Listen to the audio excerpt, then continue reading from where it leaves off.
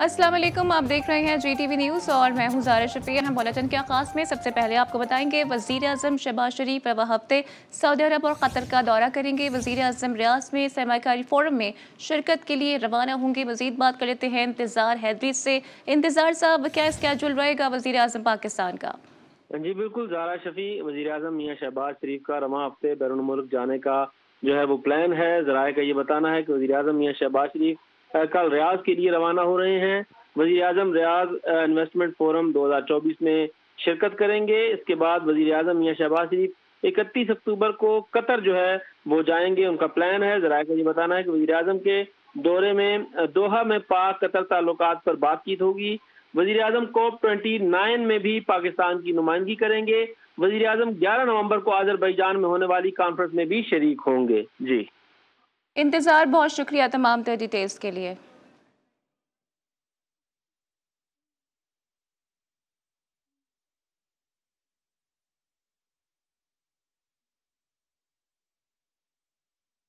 तहरीक इंसाफ की सियासी कमेटी के पेशावर इजलास में बैरून मुल्क रहनुमाओं को मदऊ नहीं किया गया, जबकि दोबारा भी एहतजाज का फैसला किया गया है। वज़ीर आला हाउस पेशावर में तहरीक इंसाफ की सियासी कमेटी के मुनक्किदा इजलास की अंदरूनी कहानी सामने आ गई है। ज़राए के मुताबिक इजलास की सदारत बैरिस्टर सलमान अकरम राजा ने की, जिसमें इमरान खान की रिहाई के बारे में सख्त मौक़िफ़ रखने वाले बैरून मुल्क मुकीम पार्टी रहनुमाओं को नज़रअंदाज किया गया, जबकि उमर अयूब और बैरिस्टर गौहर सलमान अकरम राजा की दरख्वास्त पर वज़ीर आला हाउस में पहले से मौजूद थे। तहरीक इंसाफ ने दोबारा जलसे करने का फैसला किया है, जिसके मुताबिक 1 नवंबर को पेशावर जलसे में मरकजी क़यादत शरीक होगी। 8 नवंबर को कोयटा में जलसा होगा। सलमान अकरम राजा 6 नवंबर को NOC के लिए कोयटा रवाना होंगे।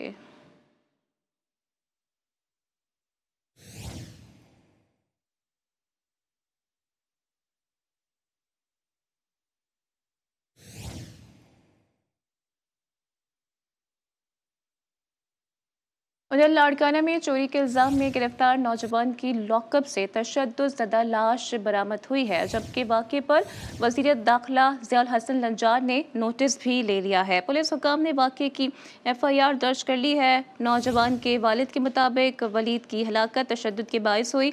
बुरसा ने आला पुलिस हुकाम से नोटिस देकर इंसाफ की फराहमी का मुतालबा किया है।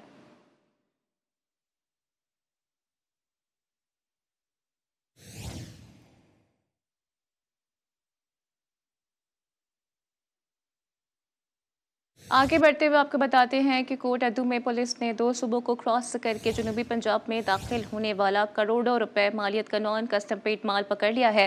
पुलिस के मुताबिक तहवील में लिए गए सामान की मालियत तकरीबन 2 करोड़ 18 लाख 35 हज़ार रुपए है। बरामद सामान में इम्पोर्टेड कपड़ा, खुश्क दूध, गैर मुल्की शॉपर्स और दीगर सामान भी शामिल हैं, जबकि पुलिस के मुताबिक करोड़ों रुपए मालियत का गैर मुल्की सामान जनूबी पंजाब के मुख्तलिफ अजला में फरोख्त होना था।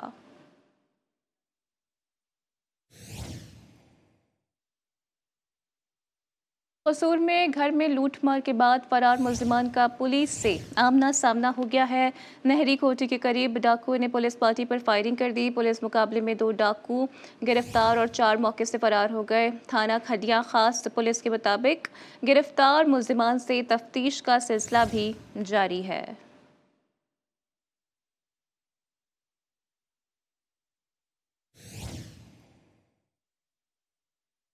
इसके अलावा घड़ी यासीन मुख्फी अफराद की रिहाई का कोई रास्ता ना निकल सका। पावर बरादरी के इख्फा 2 नौजवान 8 दिन बाद भी बाजियाब नहीं हो पाए हैं।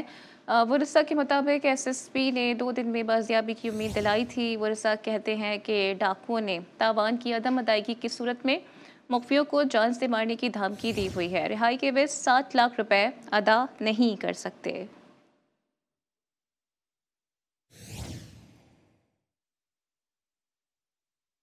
उधर मीरपुर खास पुलिस ने रवा माह कारकर्दगी रिपोर्ट जारी कर दी है और मुख्तलिफ इलाकों में जराइम पेशा अफराद के खिलाफ क्रैक डाउन में 6 गैंग्स का खात्मा करके 23 मुलजिमान को गिरफ्तार कर लिया गया है। पुलिस के मुताबिक मुलजिमान से मसरूका सामान, असलहा और मनशियात भी बरामद कर दी गई है।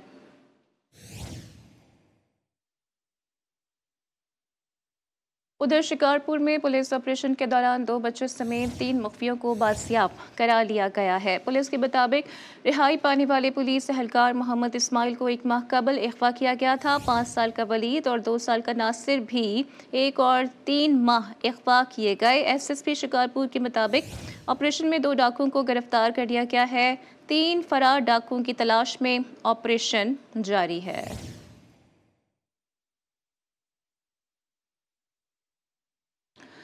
सियालकोट में चौकन्ने सिक्योरिटी गार्ड ने पेट्रोल पंप लूटने से बचा लिया है। डकैती की नीयत से आए 2 मुलजिमान उल्टे पांव भाग निकले हैं। वारदात की CCTV भी मंजर आम पर आ गई है। वीडियो में सिक्योरिटी गार्ड के गन उठाते ही मुलजिमान को भागते हुए देखा जा सकता है।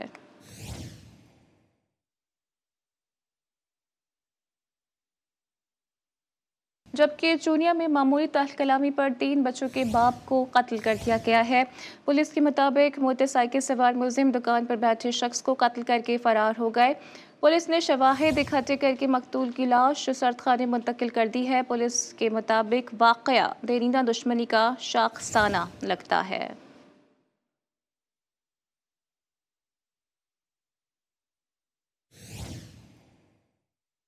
चारसदा में आतिशबाजी के सामान में धमाका हो गया है। हादसे में एक शख्स जाँ बहक और 3 जख्मी हो गए हैं।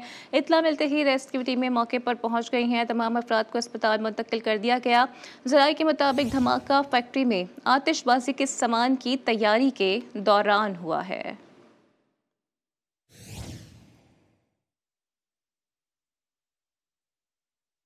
उधर हैदराबाद में हसास इदारे ने भारी तादाद में आतिशी सामान की सप्लाई नाकाम बना दी है। छांग मोड़ पर खुफिया इत्तला पर कार्रवाई में भारी तादाद में सामान बरामद कर लिया गया। पुलिस के मुताबिक मौके पर पहुंचने से काबिल मुलजिमान सामान छोड़कर फरार हो गए। पुलिस ने सामान तहवील में लेके मुकदमे का इंदराज कर लिया है।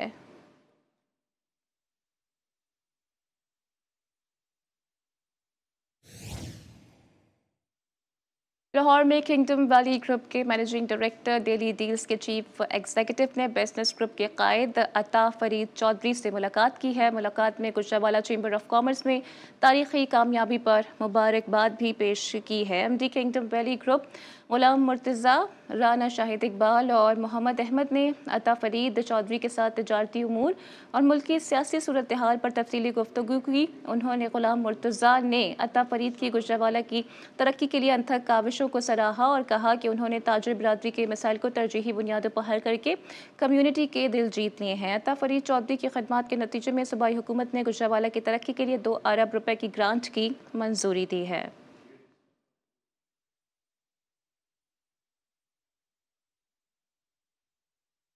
और सर्द मौसम आते ही पंजाब में ब्राइडल शोज मुनक्किद किए जाने लगे हैं। उरूसी लिबास में मलबूस दुल्हनें रैंप पर कुहकाफ की परियां बनकर उतरी हैं। नाज, अदा, जलवा और मशरकी हया का पैकर यकजा हो गया। शो में माहिर ब्यूटिशियंस ने मॉडल को सजने संवरने के गुर भी सिखाए हैं। मजीद रिपोर्ट करेंगे एहसन अली। सादकाबाद में खवातीन के लिए बनाव सिंगार की तरबियत के लिए एक रोजा वर्कशॉप। खवातीन को बदलते मौसम के हवाले से ब्यूटी टिप्स दी गयी। उरूसी लिबास जेबेतन के दुल्हनों की रैंप पर कैटवॉक। तकरीब में मेहंदी लगाने का मुकाबला भी कराया गया। शुरकन ब्राइडल शो में पेश किए गए मलबूसात में गहरी दिलचस्पी ली। दुल्हनों को तैयार करने और मेहंदी का मुकाबला जीतने वाले ब्यूटिशियंस में इनामात दिए गए। ब्राइडल मेकअप तो था, मेहंदी कॉम्पिटिशन रखा था। मेहंदी कॉम्पिटिशन का मकसद ये था कि जो बच्चियाँ हुनरमंद है, मेहंदी आर्ट रखती हैं, उनको अच्छे सैलून वाली हायर कर लेती हैं। इस तरह फिर उनका रोजगार भी चल जाता है। हमें बहुत कुछ सीखने को मिला है और आज के इवेंट में हमें मज़ा भी बहुत आया। और मैं ये कहना चाहती हूँ कि ऐसी क्लासेस और होनी चाहिए और ऐसी क्लासेस से हम बहुत कुछ सीखते हैं। इस मौके पर दुल्हनों ने सेल्फी बनाने का मौका हाथ से जाने न दिया। पाकिस्तान क्रिकेट बोर्ड का सेलेक्टर्स को टीम के साथ भेजने का फैसला। ज़राए के मुताबिक बताया जा रहा है कि पहले मरले में कौमी टीम के सेलेक्टर असद शफीक ऑस्ट्रेलिया जाएंगे। अपडेट आप लोग कर रहे हैं पाकिस्तान क्रिकेट बोर्ड का सेलेक्टर्स को टीम के साथ भेजने का फैसला। ज़राए के मुताबिक पहले मरले में कौमी टीम के सेलेक्टर असद शफीक ऑस्ट्रेलिया जाएंगे।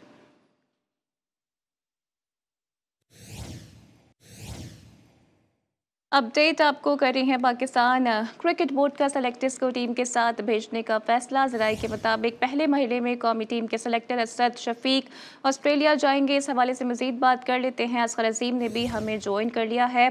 असगर, अपडेट कीजिएगा, कंडीशंस और प्लेइंग 11 की तश्कील में भी मामूलात फराहम करेंगे इंटरनेशनल टूर्स में।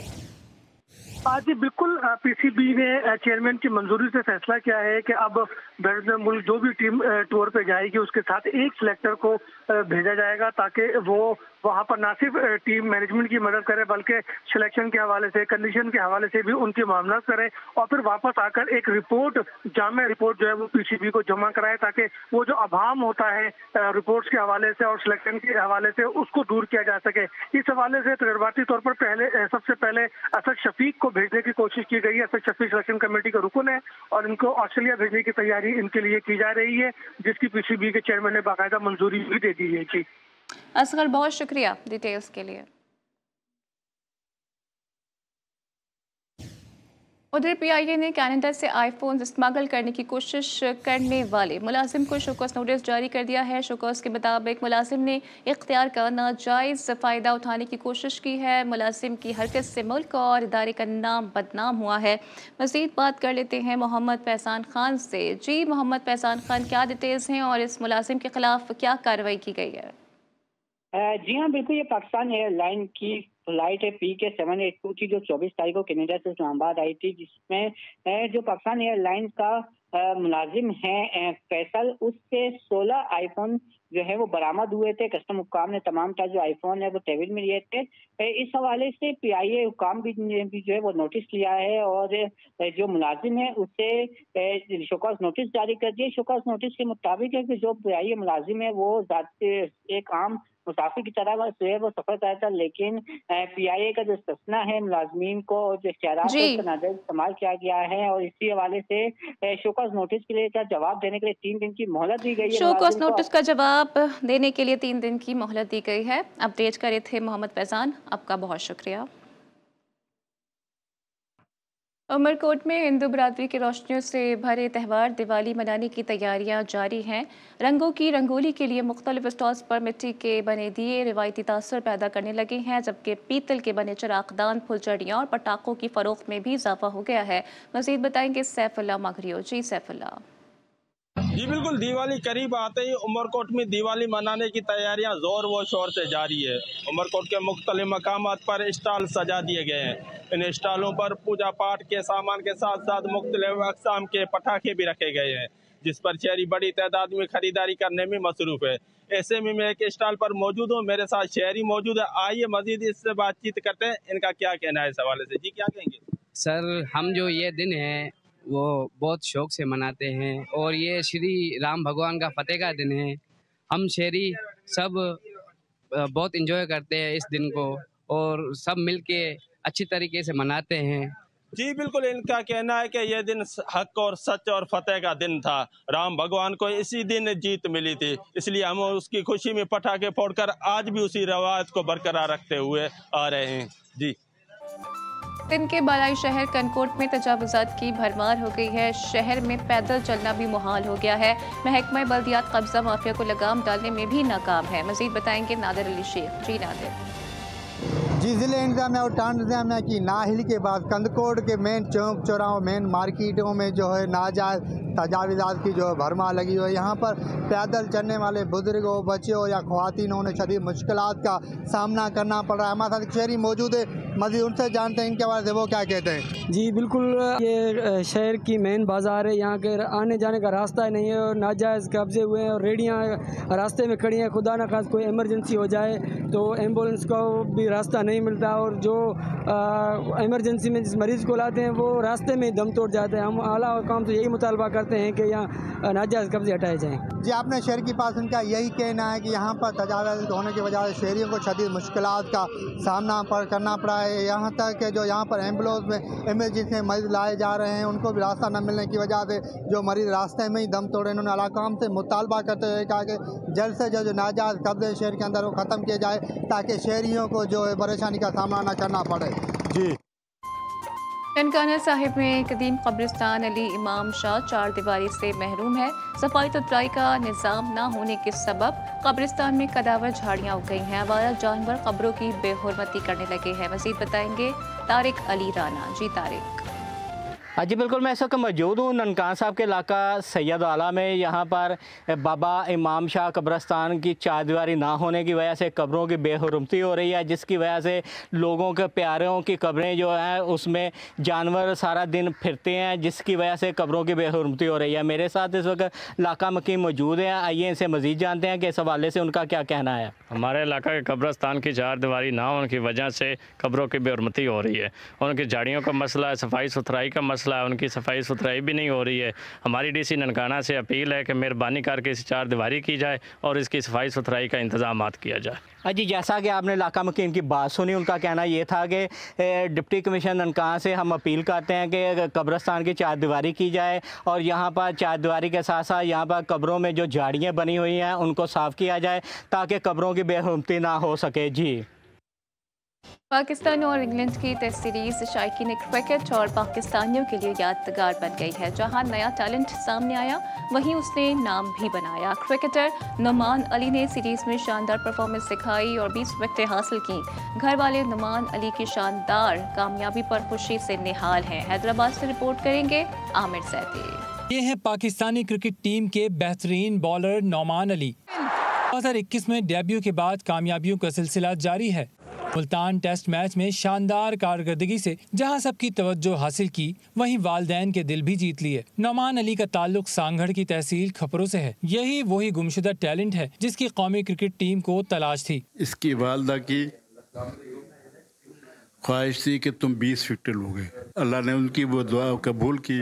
वालदैन नहीं बल्कि हर रिश्तेदार हमारा खुश है इस बात में कि भाई हमारे खानदान का एक फर्द जो है उसने जो है एक अपना कारनामा या कारकर्दगी दिखाई है। नुमान अली ने सीरीज में 20 और साजिद खान ने 19 खिलाड़ियों का शिकार किया। दोनों की जोड़ी भी मकबूल हो गई। नुमान अली के घर में जश्न का समा है, मिठाई तकसीम की जा रही है और सब नुमान अली की शानदार परफॉर्मेंस पर खुश हैं। सबसे पहले तो अल्लाह का शुक्र अदा करेंगे कि अल्लाह पाक ने नुमान भाई को एक मरतबा फिर कामयाब किया। खुशी तो उसकी कोई इंतहा नहीं है, इतनी खुशी है कि लफ्जों में बयां नहीं की जा सकती। मेरे मामू के साथ मैंने क्रिकेट खेली है, मैं उनसे क्रिकेट सीखी और इंशाअल्लाह मैं उनकी तरह बड़ा क्रिकेटर बनूंगा। नुमान अली और साजिद खान की जोड़ी बॉलिंग के बाद बैटिंग में भी नंबर 1 बन गई। अच्छी बात यह है कि दोनों जादुई बॉलिंग के बाद छक्के और चौकों से मुख्तलिफ टीम के स्कोर बोर्ड पर डेंट डालते रहते हैं। कैमरामैन निजाम जीपी के साथ आमिर ज़ैदी, GTV न्यूज़, हैदराबाद।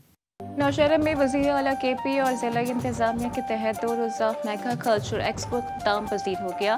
तकरीब के मेहमान खुसूसी डेप्यूटी कमिश्नर और अरकान असम्बली शाह अहद और उमर काका खेल थे। रिपोर्ट करेंगे मोहम्मद असद। जारी 2 रोज़ा सकाफती नुमाइश इख्तिताम पजीर हो गया। नुमाइश में मकामी सकाफत की नुमाइश के अलावा हाथों से बनी हुई अशिया और मलबूसात रखी गई थी। नुमाइश का इफ्तिताह डिप्टी कमिश्नर नौशहरा ने किया था। सूबाई हुकूमत का जो अवामी एजेंडा प्रोग्राम है उसके तहत जो सीरीज ऑफ एक्टिविटीज़ है उसकी एक कड़ी है, उसी की एक एक्टिविटी है जिसका मकसद आवाम के लिए और यहाँ के लोगों के लिए एक हेल्दी एक्टिविटी, उनको एक प्लेटफॉर्म मुहैया हो सके और वो वहाँ पर आकर अपने टैलेंट और अपनी जो सर्विसेज हैं वो आवाम के सामने पेश कर सकें। सकाफती नुमाइश में जिला नौशहरा के नौजवानों, तुलबा और तालिबात ने भी शिरकत की, जबकि सकाफती रंगों को जिंदा रखने के लिए पश्तूनों की रिवायती हुजरे का नुमाइशी स्टाइल भी लगाया गया था। जितनी भी डिस्ट्रिक्ट एडमिनिस्ट्रेशन है वो इस टाइम वज़ीर आला के एजेंडे के तहत नौशहरा की आवाम के लिए, सारा नौशहरा की आवाम के लिए है और मुझे उम्मीद है इंशाअल्लाह खैबर पख्तूनख्वा की हुकूमत आइंदा भी ज़िली इंतज़ामिया के साथ मिलकर इसी तरह के इवेंट्स और भी ऑर्गेनाइज करेगी और खैबर पख्तूनख्वा को तरक्की और अमन और खुशहाली के रास्ते पे कायम करेगी। डिप्टी कमिश्नर नौशहरा इरफानुल्लाह मसूद का कहना था कि वज़ीर आला खैबर पख्तूनख्वा के अवामी एजेंडा के तहत सकाफती नुमाइश पख्तूनख्वा की रिवायती सकाफत को उजागर करने का बेहतरीन काविश है। Mohammad Asad, GTV news, Nowshera. इसके साथ ही रीजनल बुलेटिन से फिलहाल इतना ही। बाखबर रहने के लिए देखते रहिए GTV न्यूज़।